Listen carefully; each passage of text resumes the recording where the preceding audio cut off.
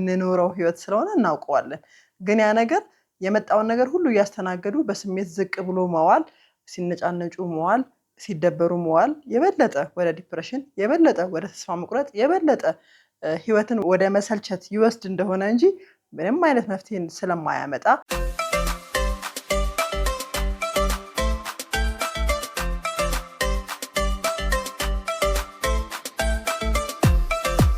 ልጆችሽን ለመንከባከብ ስትይ ራስሽን ረስተሽዋል? ልብስሽን፣ የውስጥ ሰላምሽን፣ ቤትሽን እናት ነኝ በሚል ሰበብ ትተሻቸዋል ወይም ደግሞ ረስተሻቸዋል? እስቲ በዛሬ ቪዲዮ ስለ እናት ራስን መጠበቅ የተወሰኑ ነገሮችን እናውራ። የመጀመሪያው ነገር ሞተሩ ካልተስተካከለ ወይ ደግሞ ሞተሩ ከቆመ ሁሉ ነገር እንደሚቆም መንቀሳቀስ እንደማይችል ሁሉ አንቺን ካልጠበቅሽ አንቺ ራስሽ ላይም ፎከስ የማታደርጊ ከሆነ ቤትሽ ልክ እንደ መኪናው የቆመ እንዳይሆንም ያሰጋል። ስለዚህ እነዚህ ነገሮች ከግምት ከተሽ ለልጆችሽ ከምትሰጫቸው ጊዜ ባላነሰ ለራስሽም እየሰጠሽ ራስሽን መንከባከብ በጣም ግድ ነው።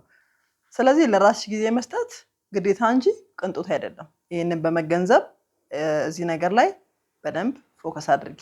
ሌላው ትንንሽ ነገሮችን ማድረግ መልመድ።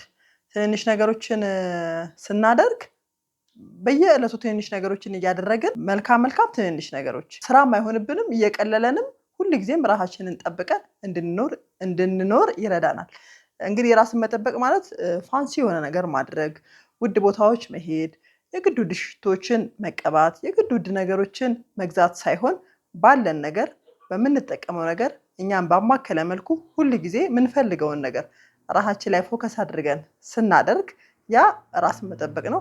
በጣም በትንሹ በጠዋት ፊትሽን መታጠብ፣ የሚመችሽን ልብስ መልበስ፣ ስፖርት መስራት፣ የአካላዊ ብቃት እንቅስቃሴ የምታደርጊ ከሆነ እሱን ማድረግ፣ ጸሎት መጸለይ፣ የምትፈልጊውን ነገሮች አድርገሽ ወደ ዴይሊ ሩቲንሽ መግባት በራሱ በጣም ትልቅ ለውጥ ያመጣል። ስለዚህ ትንንሽ የምትያቸውን ነገሮች ሳትንቂ እያንዳንዱ ነገር እያደረግሽ ራስሽን መጠበቅና ራስሽን መንከባከብ መርሳት የለብሽም። ሌላው ምግብሽን አታጣጢ። ደግሞ ምግብሽን አታጣጢ ምን ማለት ነው እንደምትይኝ አምናለሁ። ምክንያቱም እኔም ይህንን ርዕስ ሳዘጋጅ የተወሰኑ ነገሮችን ሳነብ ሳይ እንደዚህ አይነት ስሜት ሰምቶኛል። ወደ ውስጥ ስትገቢ ግን ኦኬ እንዲህ ነው እንዴ የሚያሰኝ ነገር አለው። ምን ማለት መሰለሽ፣ ብዙ ጊዜ በተለይ ደግሞ ኖርማል ያደረገችው ነገር ይመስለኛል በአብዛኛው። ይሄ ምንድነው? የልጆችሽን ትርፍራፊ መብላት። ስለዚህ ከዛሬ ጀምሮ የልጆቻችንን ትርፍራፊ መብላት ማቆም አለብን። የልጆችሽን ትርፍራፊ መብላት ማቆም አለብሽ። ለራስሽ የምትፈልጊውንና የምትወጂውን ምግብ አዘጋጅተሽ ወይ እንዲያዘጋጁልሽ አድርገሽ ጥርት ያለና ቆንጆ ምግብ መመገብ አለብሽ። ይሄም ራስን ከመጠበቅና ራስን ከመንከባከብ ጋር በጣም የሚገናኝ ነገር አለው።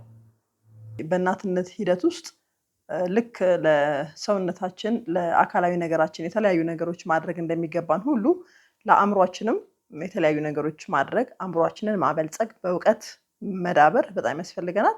ለእነዚህም መጽሐፍቶችን ማንበብ፣ ጠቃሚ የሆኑና የተመረጡ ፖድካስቶችን ማየት፣ የተመረጡ የምንፈልጋቸውን ሞቲቬሽናል ኤኒ ነገሮችን መከታተል፣ መንፈሳዊ ነገሮቻችንን ማሳደግ፣ እነዚህ ነገሮች ለእውቀታዊ ማንነታችን እድገት በጣም የሚጠቅሙ ነገሮች ስለሆኑ ከዛኛው ባልተናነሰ እዚህም ላይ ጊዜ ወስደሽ ብትሰሪበትና ለውጥ ብታመጪ ይሄም ራስን ከመንከባከብ አንዱ ክፍል ነው ማለት ነው። በጣም ወሳኙ ነገር ደስተኛ እናት መሆን። ደስተኛ እናት ደስተኛ ቤት። አንቺ ደስተኛ ካልሆንሽ በምንም ሁኔታ ምንም አይነት ምግብ ብታቀርቢ፣ ምንም አይነት ቤትሽን ብታስተካኪ፣ ምንም አይነት ተአምር ቢኖር አንቺ ደስታ ከሌለሽ ቤትሽ ደስታ አይኖረውም። ስለዚህ ቤትሽ በደስታ የተሞላ እንዲሆን፣ ልጆችሽ በደስታ እንዲጫወቱና በደስታ እንዲኖሩልሽ፣ ልጆችሽ ጆይፉል ወይም ደግሞ ደስታ የተሞሉ እንዲሆኑልሽ ደስተኛ እናት መሆን። ይሄም እንግዲህ ብዙ ጫናዎች ቢኖሩም እነሱ ነገሮች ተቋቁመሽ ደስተኛ እናት መሆን በጣም ለአእምሮሽ ሰላም፣ ለአእምሮሽ ጤና በጣም ወሳኝ ስለሆነ ደስተኛ እናት ለመሆን መለማመድ። እንግዲህ የተለያዩ የሚያበሳጩ የተለያዩ ስሜታችን ላይ ጫና የሚፈጥሩ የተለያዩ ነገሮች እንዳሉብን ሁላችንም የምንኖር፣ ግን ያ ነገር የመጣውን ነገር ሁሉ እያስተናገዱ በስሜት ዝቅ ብሎ መዋል፣ ሲነጫነጩ መዋል፣ ሲደበሩ መዋል የበለጠ ወደ ዲፕሬሽን፣ የበለጠ ወደ ተስፋ መቁረጥ፣ የበለጠ ህይወትን ወደ መሰልት ምንም ያለሽን ነገር ተቀብለሽ ነገ የሚስተካከለውን ነገር ለነገ ትተሽ በተቻለሽ አቅም ደስተኛ እናት ለመሆን መሞከር። ሌላው መርሳት የሌለብሽ እያንዳንዱ ነገር ልጆቻችን ከኛ ያያሉ ስላልን ደስተኛ መሆን በራሱ ልጆች ከኛ ነው የሚማሩት። ሁሌ ደስተኛ የሆነ ቤተሰብ ያላቸው ልጆች ደስታ አይርቃቸውም፣ ደስተኛ ለመሆን በጣም አይቸገሩም።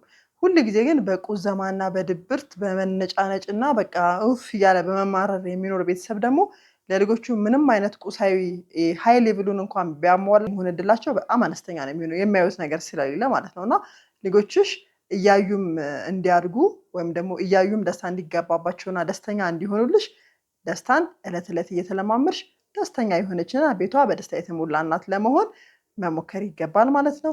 እንግዲህ ለዛሬ የነበረኝ ሀሳብ ይህን ይመስላል። እስቲ ደግሞ በዚህ ሀሳብ ላይ ምን ሀሳብ አላችሁ እናንተ? ኮመንት አድርጉልኝ። አሁን ባነሳኋቸው ሀሳቦች ላይ ምን ተጨማሪ ነገር ትላላችሁ? ወይም ደግሞ ይሄኛውን ነገር ስትለማመዱት ምን ኤክስፒሪየንስ አድርጋችሁ እንዴት አስተካከላችሁት የሚለውን ነገር ኮመንት አድርጉልኝ። በጣም አመሰግናለሁ። የነበረን ጊዜ ይሄን ይመስል ነበር። ጥሩ ሰው ንጉሴ ነኝ። ጥሩ ሰው ንጉሴ ነው።